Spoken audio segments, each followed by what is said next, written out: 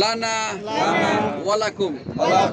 আমরা কবর জিয়ারতের আল্লাহ নবী যে দোয়া শিক্ষা দিয়েছেন ওই দোয়া পরে কবর জিয়ারত করেছি। মূলত আগে কবরটাকে বলি, এইটা হলো উহুদের ময়দানে যারা শাহাদাত বরণ করেছেন তাদের কবরের স্থান।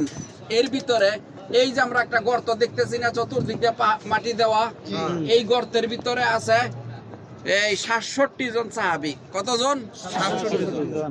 এই অল্প জায়গার মধ্যে কিভাবে, অর্থাৎ এক একটা কবরের ভিতরে 2 জন 3 জন করে গণকবর দেওয়া হয়েছিল। কথা বুঝলেন? আর বাকি একটু ওই যে একটু দূরে দিয়ে কবুতর গুলার পরে দেখেন একটা দুইটা তিনটা পাথর দেওয়া আছে, তাই না? ওইখানে হলো 3 জন বিশিষ্ট সাহাবীর কবর রয়েছে, ওইখানে 3 জন, অর্থাৎ আমির হামজা সহ এই হানজালা এবং মুসআব ইবনে উমাইর এরকমের 3 জনের বিশিষ্ট কবর ওইখানে। আর বাকি সাধারণ মানে যে 66 জন মানুষের কবর হইলো এই যে গর্তটার ভিতরে। কিন্তু বাকি যে ঘেরাও করা আছে এর ভিতরে ওইখানে আর কোনো কবর নাই। বুঝে আসছে?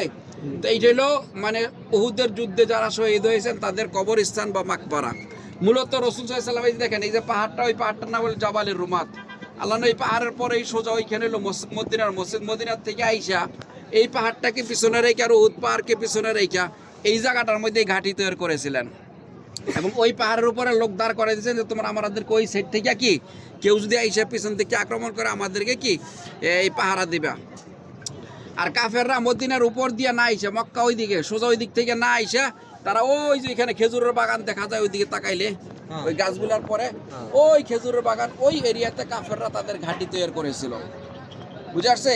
তো আগের জামানায় যুদ্ধ একজন একজন করে যুদ্ধ হয়েছে, ঘোড়ার উপরে আরোহণ করে এক হাতে পতাকা আর এক হাতে তলোয়ার।